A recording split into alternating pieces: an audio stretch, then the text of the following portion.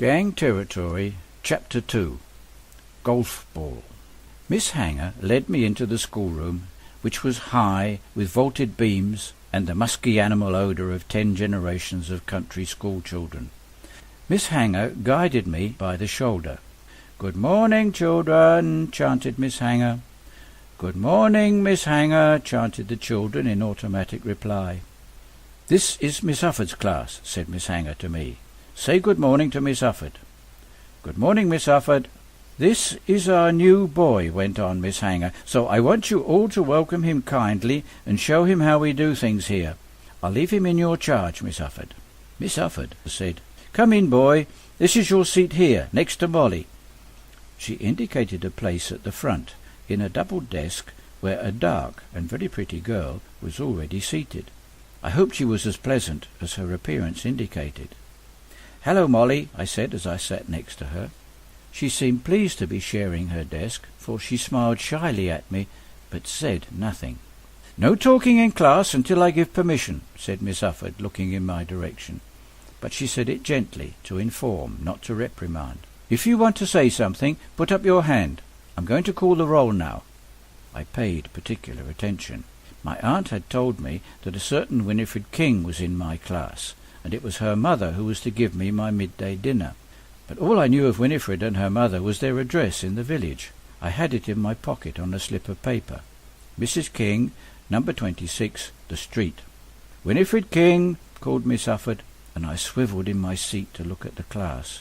"Present," responded a fresh-faced, plumpish girl near the back.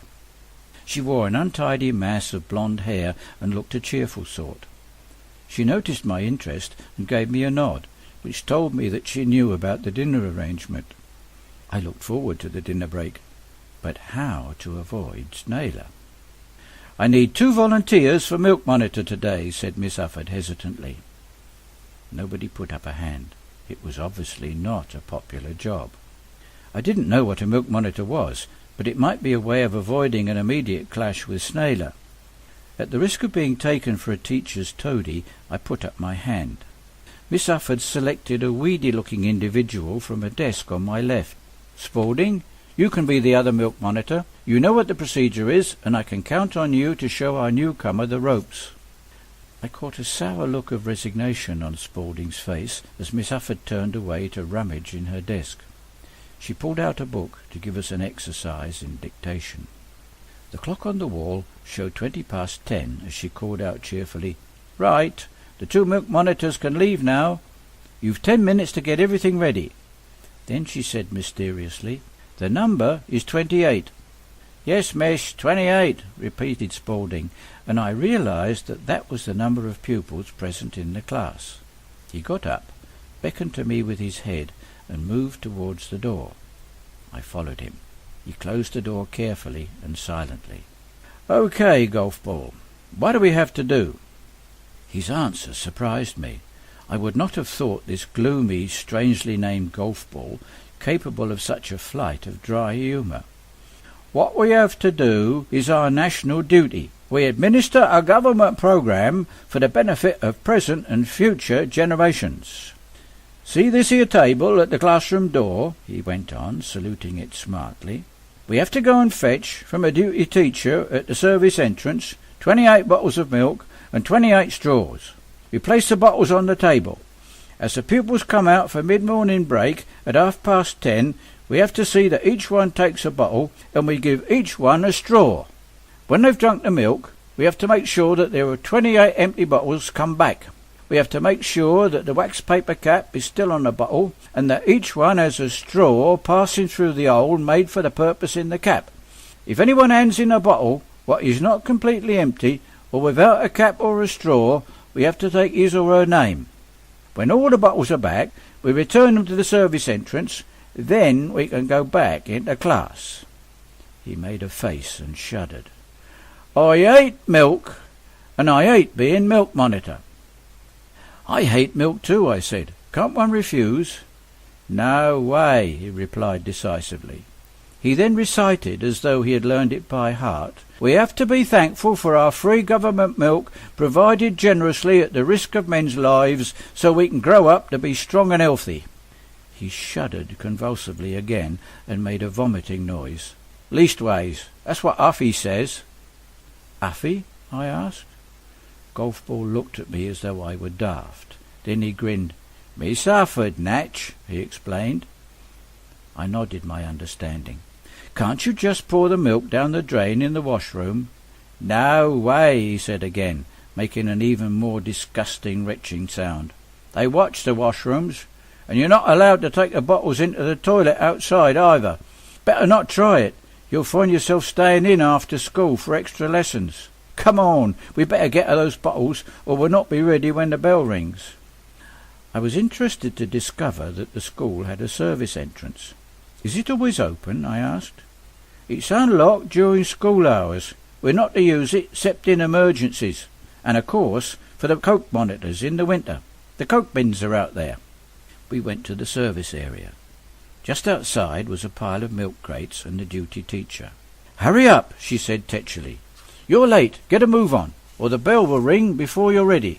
"How many?" 26, I said quickly. Golfball gave a gasp, opened his mouth to speak, but shut it again quickly when he saw me glare at him. The duty teacher wrote 26 in the little book she held in her hand, pushed over 2 crates of 1/3 of a pint bottles, each containing a dozen, placed an additional bottle on top of each crate, added a handful of straws, and said, "Buck up now, it's almost 10:30. We staggered off with our loads, dumped them on the table outside the classroom, and stood behind it waiting for the bell. Golfball gaped at me with a look of apprehensive admiration on his face. "Quick thinking," he remarked. "But if we're found out, we'll be for it. Kept in for a week, I shouldn't wonder." "We'll not be found out, but if we are, I'll take all the blame. I'm new, and I was never very good at figures." At that instant the bell rang, and we readied ourselves behind the table. "I'll hand out the bottles," I said. "You distribute the straws." For the next few minutes we were too busy for any further talk. But then the rush was over, and we had time before the next bell and the empties came back. "Whereabouts do you live, Golfball?"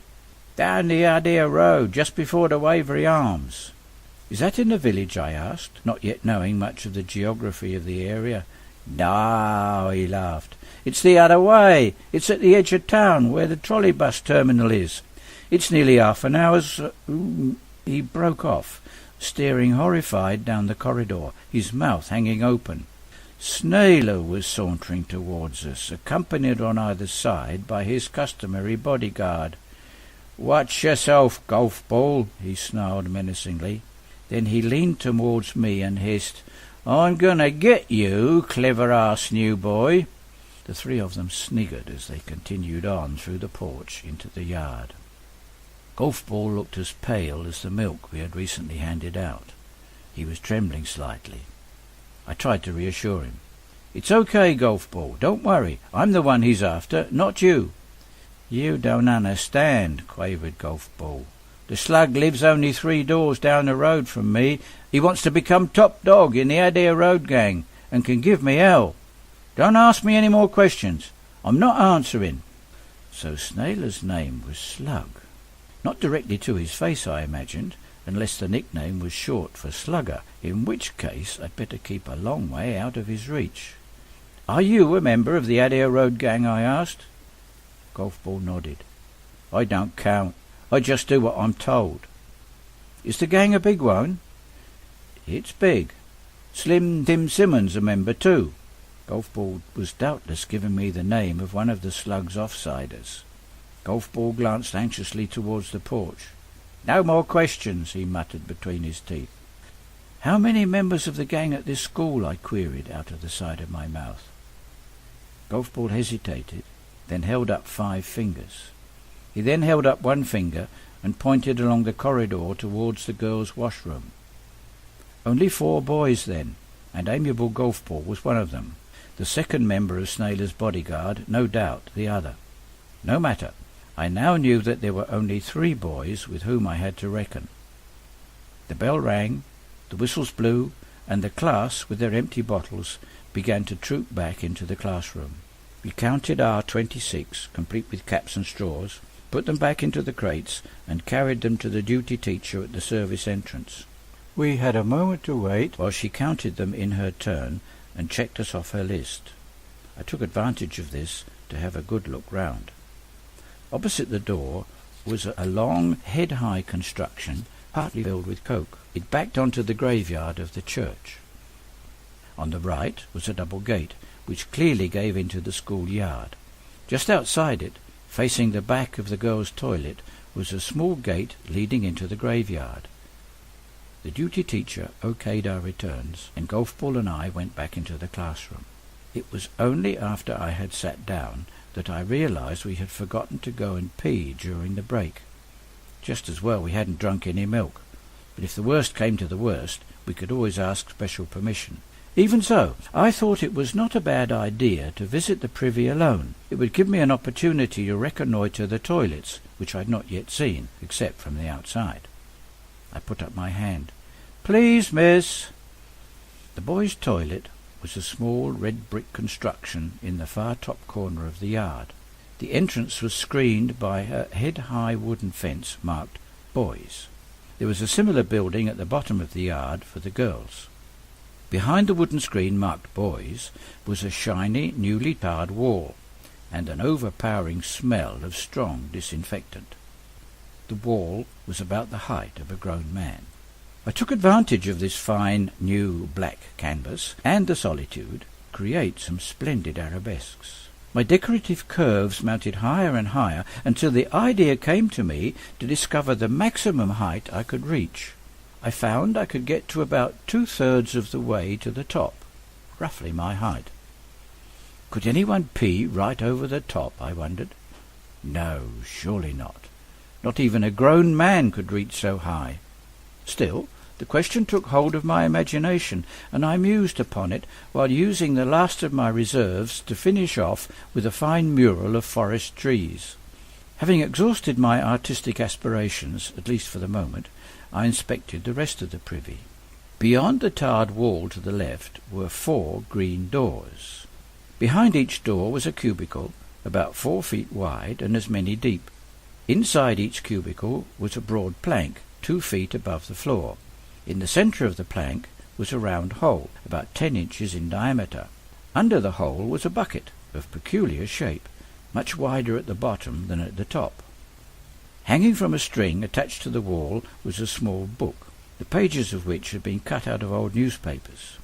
I gaped at this arrangement with astonishment. I'd never before in all my life seen anything like it.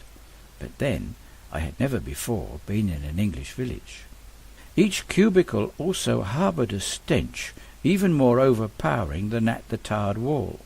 What a foulsome horror! On my return to class, Huffy looked at me suspiciously. "You were a long time," she said sharply. "Yes, miss. Sorry, miss." I tried to look innocently contrite. "I was doing the milk monitor, miss, and didn't have time to—" "Yes, yes," she said. "Next time you take turns with the other monitor while one of you stays at the milk table. That's why there are 2 monitors." She looked at me sharply over the rim of her spectacles. "Did you wash your hands in the washroom?" "Yes, miss," I replied, with a hint of reproach in my voice, as though to say that although others might neglect this elementary rule of hygiene, it would never be me. In fact, I hadn't washed my hands, but then neither had I made use of the disgusting cubicles. I didn't like lying, and tried hard to avoid doing so, but sometimes a little white lie, which did no harm to anyone, can save a lot of tedious and unnecessary explanations. "Right. Sit down then," she said. "All right, Spaulding, you can go now, and be quick about it." Golfball left the room hurriedly, bent almost double, and with a pained and anxious look on his face.